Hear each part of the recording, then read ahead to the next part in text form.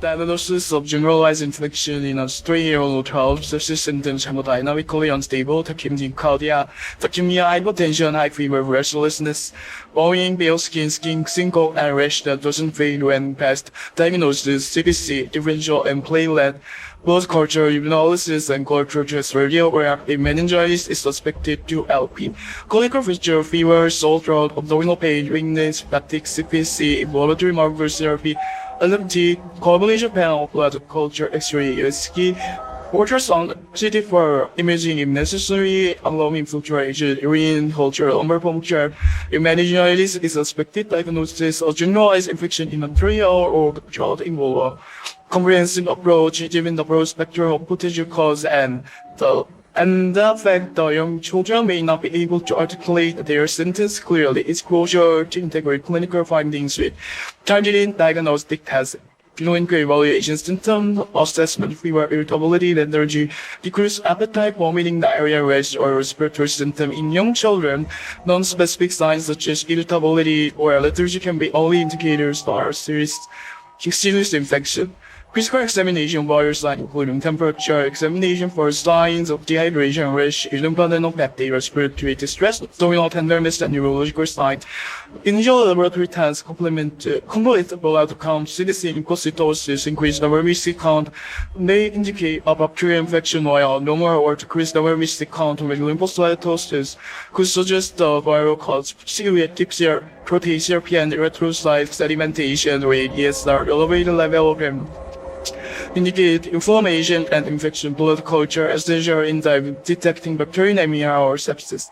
Multiple culture may be needed. Urine analysis and culture to rule out the urinary tract infection, especially in febrile children without a clear source of infection.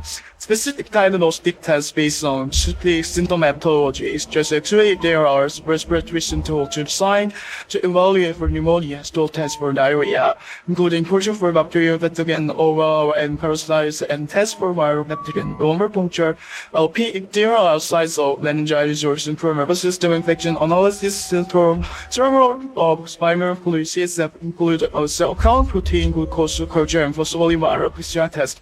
There also for suspected streptococcal pharyngitis or other respiratory pathogen.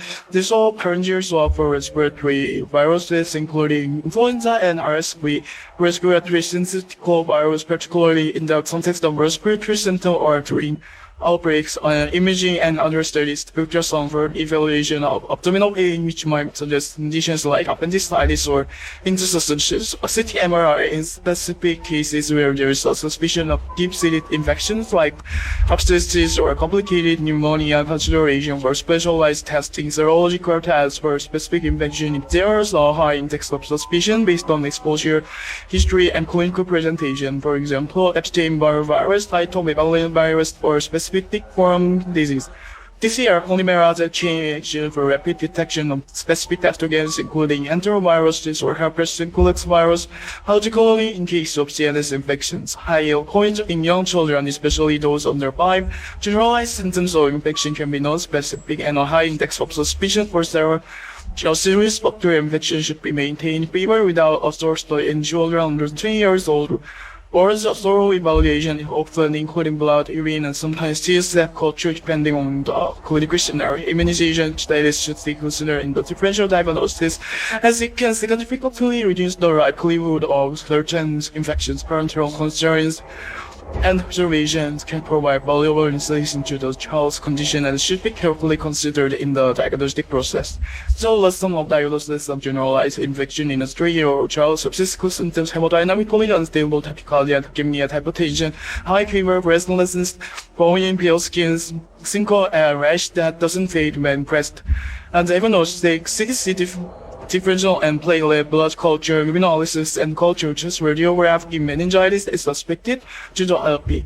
Clinical feature: fever, sore throat, abdominal pain, weakness, fatigue, CDC, inflammatory markers, therapy, LFT, coagulation panel, blood culture, X-ray, ultrasound, CT for imaging if necessary, non-infiltration, urine culture, lumbar puncture if meningitis is suspected. Symptom assessment of fever, irritability, lethargy, decreased appetite, vomiting, diarrhea, respiratory symptoms, Physical examination, virus line, including temperature examination, first line of dehydration, which the important of bacteria, respiratory distress, abdominal tenderness, and neurological sign. Initial laboratory test, complete blood count, CP stage, glucose, increased WBC, slump count, we indicate bacterial infection, or normal or decreased WBC count with lymphocytosis could suggest a viral cause. Secreted protein therapy and erythrocyte sedimentation rate, ASR, elevated level can indicate inflammation and infection.